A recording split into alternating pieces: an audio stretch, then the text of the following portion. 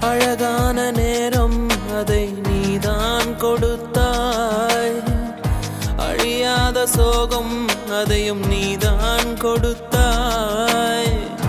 கண் தூங்கும் நேரம் பார்த்து கடவுள் வந்து போனது போல் என் வாழ்வில் வந்தேவானா ஏமாற்றம் தாங்களையே. பெண்ணே நீ இல்லாமல் பூலோகம் இருட்டிடுதே.